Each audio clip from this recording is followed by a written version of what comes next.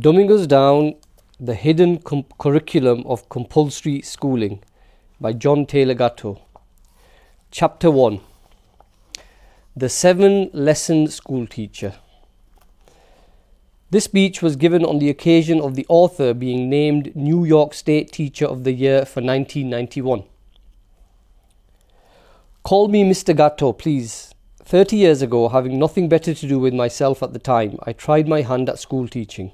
The license I have certifies that I am an instructor of English language and English literature. But that isn't what I do at all. I don't teach English, I teach school, and I win awards doing it. Teaching means different things in different places, but 7 lessons are universally taught from Harlem to Hollywood Hills.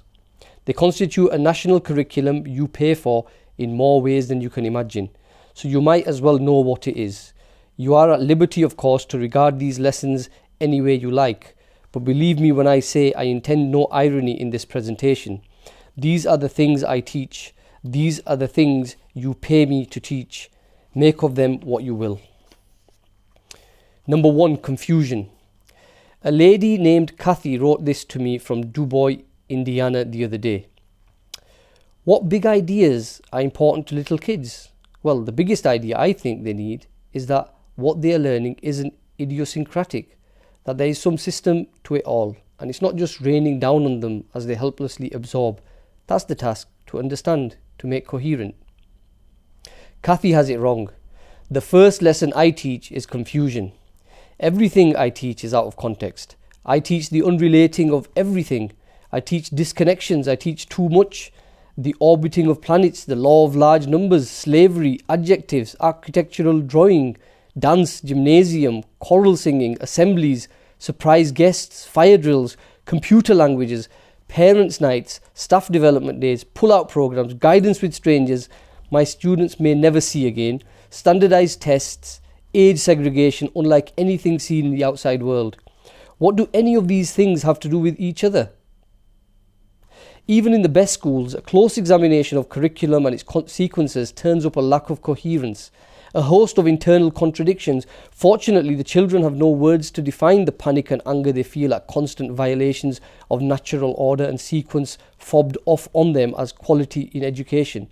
The logic of the school mind is that it's better to leave school with a toolkit of superficial jargon derived from economics, sociology, natural science, and so on, than with one genuine enthusiasm. But quality in education entails learning about something in depth. Confusion is thrust upon kids by too many strange adults, each working alone with only the thinnest relationship with each other, pretending for the most part to an expertise they do not possess. Meaning, not disconnected facts is what sane human beings seek, and education is a set of codes for processing raw data into meaning. Behind the patchwork quilt of school sequences and the school obsession with facts and theories, the age-old human search for meaning lies well concealed. This is harder to see in elementary schools, where the hierarchy of school experience seems to make better sense because the good-natured, simple relationship between let's do this and let's do that is just assumed to mean something, and the clientele has not yet consciously discerned how little substance is behind the play and pretense. Think of the great natural sequences, like learning to walk and learning to talk, the progression of light from sunrise to sunset, the ancient procedures of a farmer, a smithy, or a shoemaker, or the preparation of a Thanksgiving feast. All of the parts are in perfect harmony with each other, each action justifying itself and illuminating the past and the future. School sequences aren't like that, not inside a single class and not among the total menu of daily classes. School sequences are crazy. There is no particular reason for any of them, nothing that bears close scrutiny. Few teachers would dare to teach the tools whereby dogmas of a school or a teacher could be criticised, since everything must be accepted. School subjects are learned, if they can be learned, like children learn the catechism or memorise the 39 articles of Anglicanism. I teach the unrelating of everything, an infinite fragmentation, the opposite of cohesion. What I do is more related to television programming than to making a scheme of order. In a world where home is only a ghost because both parents work, or because of too many moves, or too many job changes, or too much ambition, or because something else has left everybody too confused to maintain a family relation. I teach students how to accept confusion as their destiny. That's the first lesson I teach.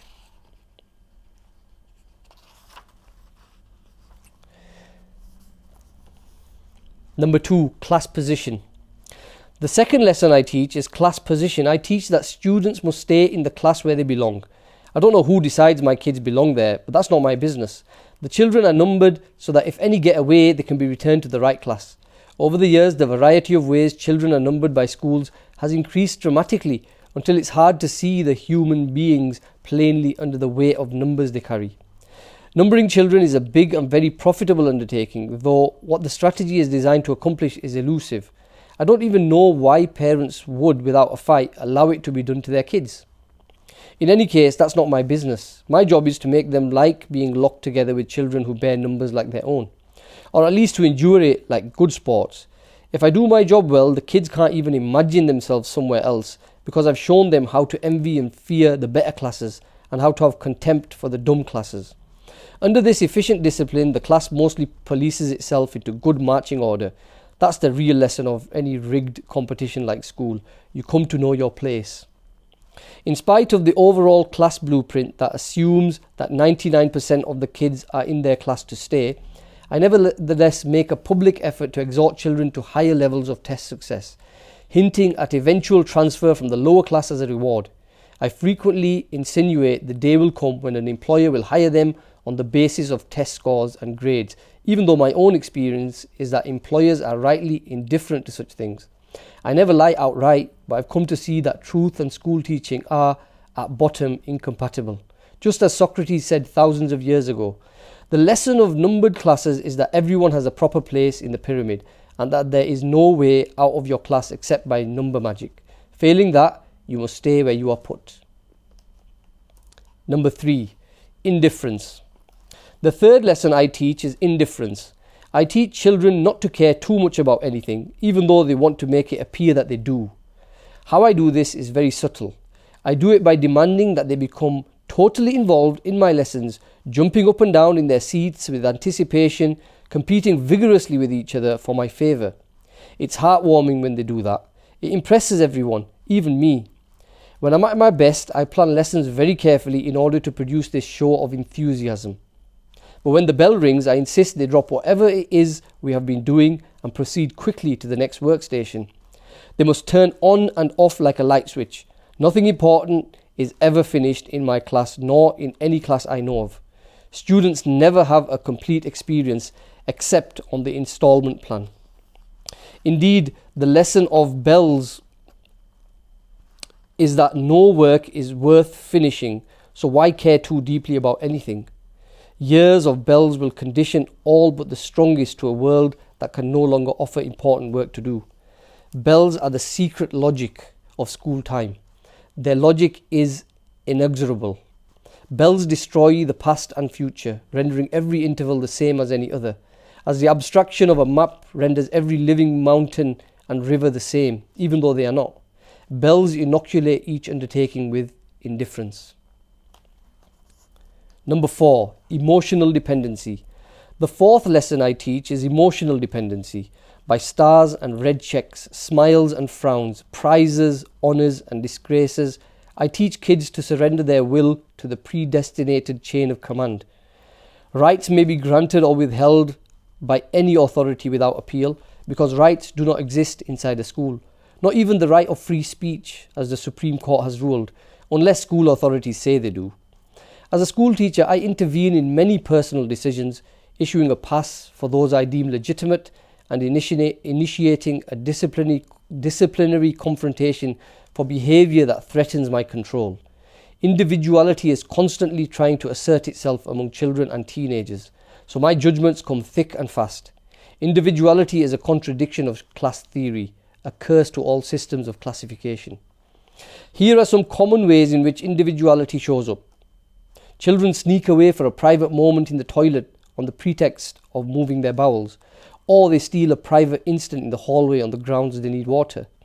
I know they don't, but I allow them to deceive me, because this conditions them to depend on my favours.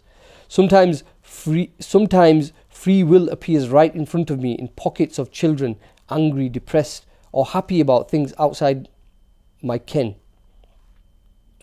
Rights in such matters cannot be recognised by school teachers. Only privileges that can be withdrawn, hostages to good behaviour. Number 5, intellectual dependency. The 5th lesson I teach is intellectual dependency. Good students wait for a teacher to tell them what to do. This is the most important lesson of them all. We must wait for other people, better trained than ourselves, to make the meanings of our lives. The expert makes all the important choices. Only I, the teacher, can determine what my kids must study, or rather, only the people who pay me can make those decisions, which I then enforce. If I'm told that evolution is a fact instead of a theory, I transmit that as ordered, punishing deviants who resist what I have been told to tell them to think. This power to control what children will think lets me separate successful students from failures very easily. Successful children do the thinking I assign them with a minimum of resistance and a decent show of enthusiasm. Of the millions of things of value to study, I decide what few we have time for. Actually, though, this is decided by my faceless employers. The choices are theirs. Why should I argue? Curiosity has no important place in my work, only conformity. Bad kids fight this, of course, even though they lack the concepts to know what they are fighting, struggling to make decisions for themselves about what they will learn and when they will learn it. How can we allow that and survive as school teachers? Fortunately, there are tested procedures to break the will of those who resist. It is more difficult, naturally, if the kids have respectable parents who come to their aid. But that happens less and less in spite of the bad reputation of schools. No middle-class parents I have ever met actually believe that their kid's school is one of the bad ones. Not one single parent in many years of teaching. That's amazing, and probably the best testimony to what happens to families when mother and father have been well schooled themselves, learning the 7 lessons. Good people wait for an expert to tell them what to do. It is hardly an exaggeration to say that our entire economy depends upon this lesson being learned. Think of what might fall apart if children weren't trained to be dependent. The social services could hardly survive. They would vanish, I think, into the recent historical limbo out of which they arose. Counsellors and therapists would look on in horror as the supply of psychic invalids vanished. Commercial entertainment of all sorts, including television, would wither as people learned again how to make their own fun.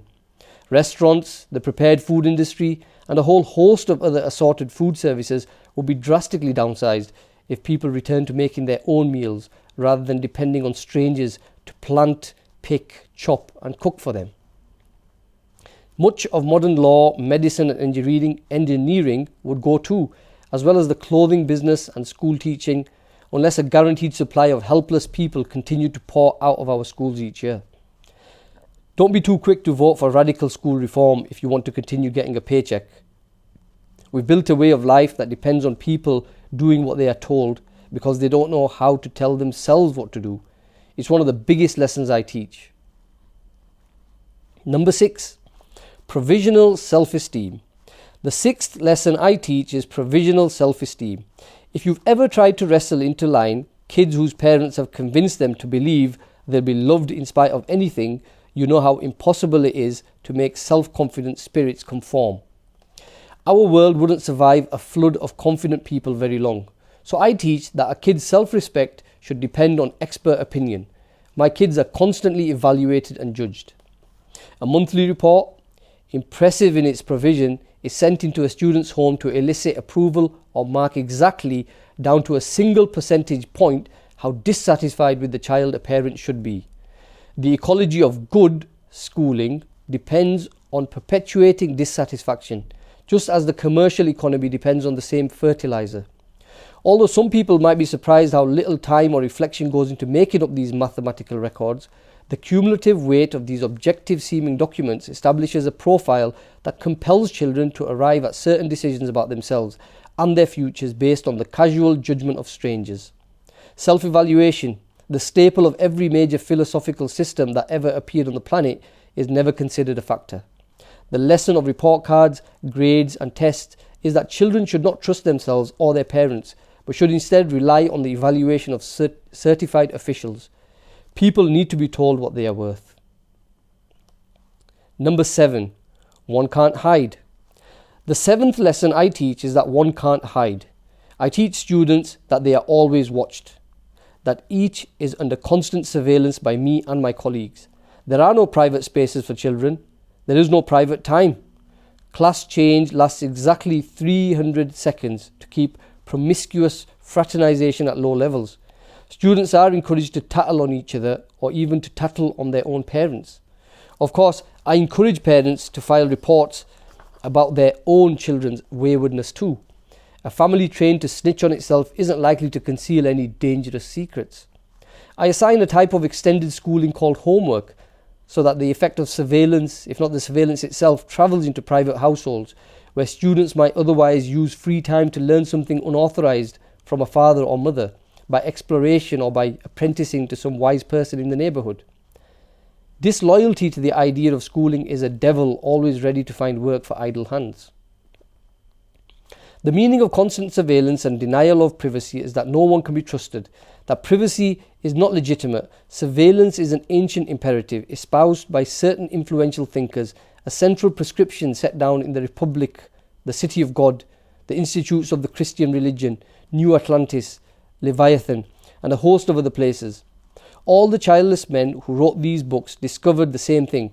Children must be closely watched if you want to keep a society under tight central control. Children will follow a private drummer if you can't get them into a uniformed marching band.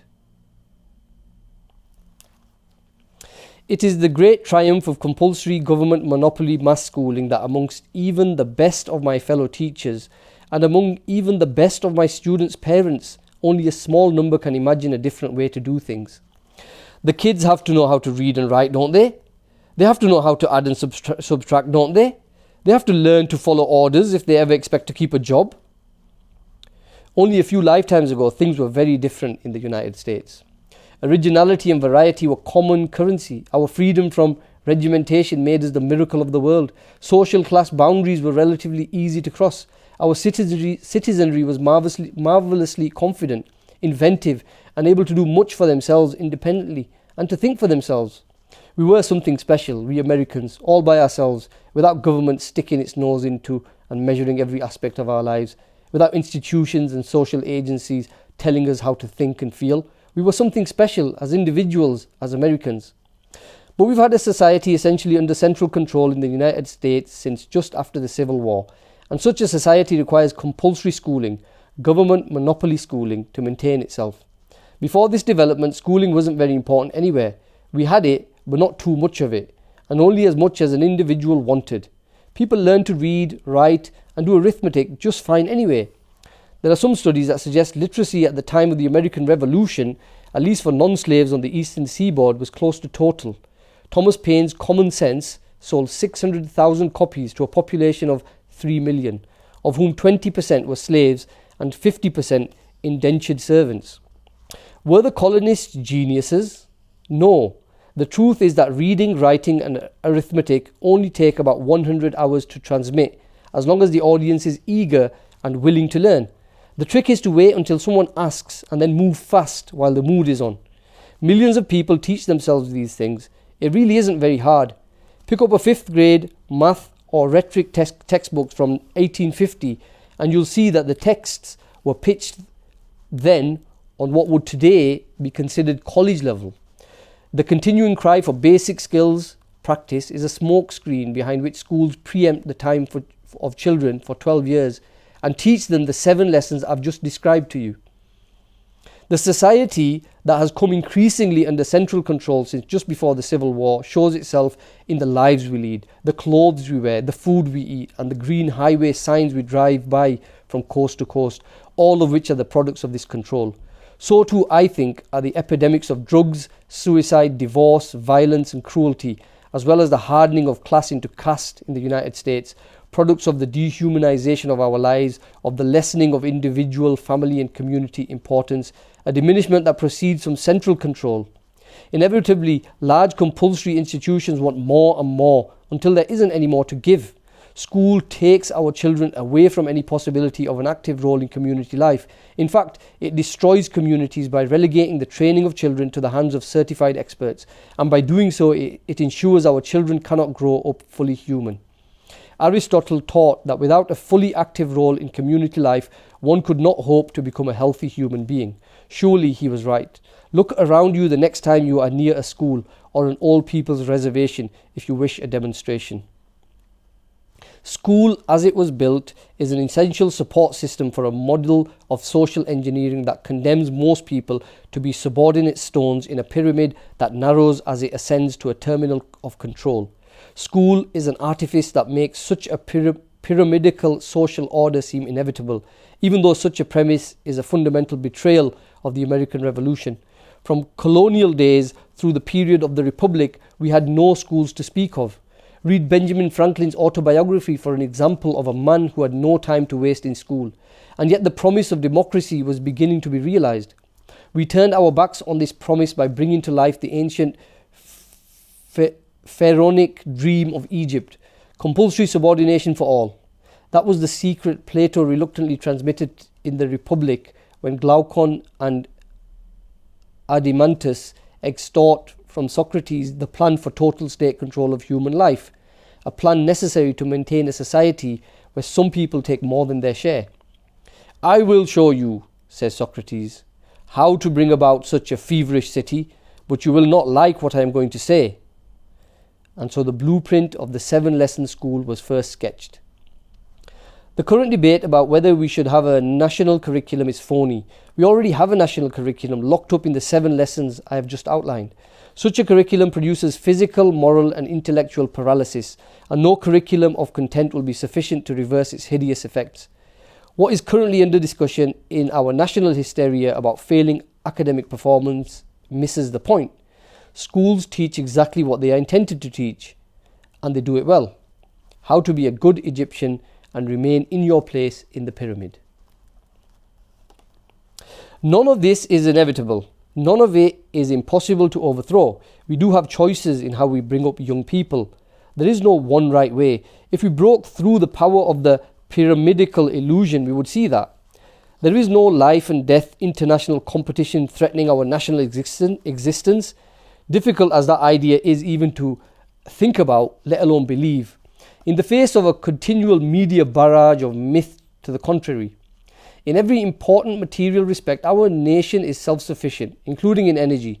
I realize that idea runs counter to the most fashionable thinking of political economists, but the profound transformation of our economy these people talk about is neither inevitable nor irreversible. Global economics does not speak to the public need for meaningful work, affordable housing, fulfilling education, adequate medical care, a clean environment, honest and accountable government, social and cultural renewal, or simple justice. All global ambitions are based on a definition of productivity and the good life, so alienated from common human reality that I am convinced it is wrong and that most people would agree with me if they could perceive an alternative. We might be able to see that if we regained a hold on a philosophy that locates meaning where meaning is genuinely to be found, in families, in friends, in the passage of seasons, in nature, in simple ceremonies and rituals, in curiosity, generosity, compassion and service to others, in a decent independence and privacy, in all the free and inexpensive things out of which real families, real friends and real communities are built, then we would be so self-sufficient we would not even need the material sufficiency which our global experts are so insistent we be concerned about.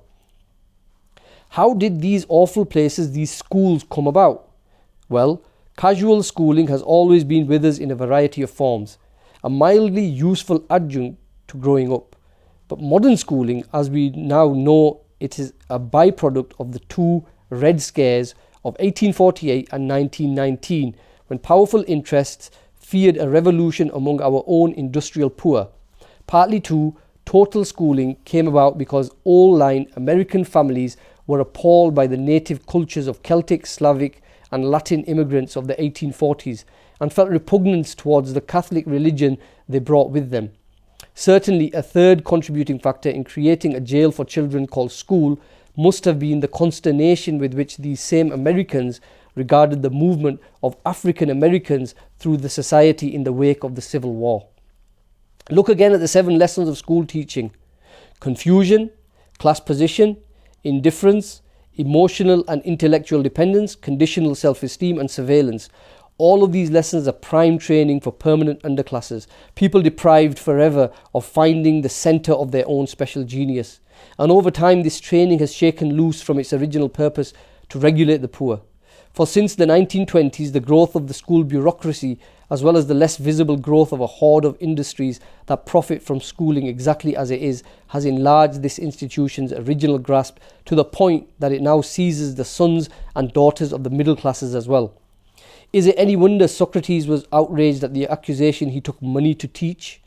Even then, philosophers saw clearly the inevitable direction the professionalization of teaching would take, that of preempting the teaching function, which in a healthy community belongs to everyone. With lessons like the ones I teach day after day, it should be little wonder we have a real national crisis, the nature of which is very different from that proclaimed by the national media. Young people are indifferent to the adult world and to the future, indifferent to almost everything except the diversion of toys and violence. Rich or poor, school children who face the 21st century cannot concentrate on anything for very long. They have a poor sense of time past and time to come. They are mistrustful of intimacy, like the children of divorce they really are. For we have divorced them from significant parental attention. They hate solitude, are cruel, materialistic, dependent, passive, violent, timid in the face of the unexpected, addicted to distraction. All the peripheral tendencies of childhood are nourished and magnified to a grotesque extent by schooling, which, through its hidden curriculum, prevents effective personality development. Indeed, without exploiting the fearfulness, selfishness, and inexperience of children, our schools could not survive at all, nor could I as a certified school teacher. No common school that actually dared to teach the use of critical thinking tools like the dialectic, the heuristic, or other devices that free minds should employ would last very long before being torn to pieces. In our secular society, schools have become the replacement for church, and like church, it requires that its teachings must be taken on faith. It is time that we squarely face the fact that institutional school teaching is destructive to children. Nobody survives the 7-lesson curriculum completely unscathed, not even the instructors. The method is deeply and profoundly anti-educational. No tinkering will fix it. In one of the great ironies of human affairs, the massive rethinking the schools require would cost so much less than we are spending now that powerful interests cannot afford to let it happen. You must understand that first and foremost, the business I am in is a jobs project and an agency for letting contracts. We cannot afford to save money by reducing the scope of our operation or by diversifying the product we offer, even to help children grow up right. That is the iron law of institutional schooling. It is a business, subject neither to normal accounting procedures nor to the rational scalpel of competition. Some form of free market system in public schooling is the likeliest place to look for answers. A free market where family schools and small entrepreneurial schools and religious schools and craft schools and farm schools exist in profusion to compete with government education. I'm trying to describe a free market in schooling exactly like the one the country had until the Civil War. One in which students volunteer for the kind of education that suits them, even if that means self-education. It didn't hurt Benjamin Franklin that I can see. These options exist now in miniature, wonderful survivals of a strong and vigorous past, but they are available only to the resourceful, the courageous, the lucky or the rich. The near impossibility of one of these better roads opening for the shattered families of the poor or for the bewildered host camped on the fringes of the urban middle class suggests that the disaster of 7-lesson schools is going to grow unless we do something bold and decisive with the mess of government monopoly schooling. After an adult lifetime spent teaching school, I believe the method of mass schooling is its only real content. Don't be fooled into thinking that good curriculum or good equipment or good teachers are the critical determinants of your son's or daughter's education. All the pathologies we've considered come about in large measure because the lessons of school prevent children from keeping important appointments with themselves and with their families to learn lessons in self-motivation, perseverance, self-reliance, courage, dignity and love, and lessons in service to others too, which are among the key lessons of home and community life. 30 years ago, these lessons could still be learned in the time left after school. But television has eaten up most of that time, and a combination of television and the stresses peculiar to two-income or single-parent families has swallowed up most of what used to be family time as well. Our kids have no time left to grow up fully human, and only thin soil wastelands to do it in. A future is rushing down upon our culture that will insist that all of us learn the wisdom of non-material experience. A future that will demand as the price of survival that we follow a path of natural life that is economical in material cost.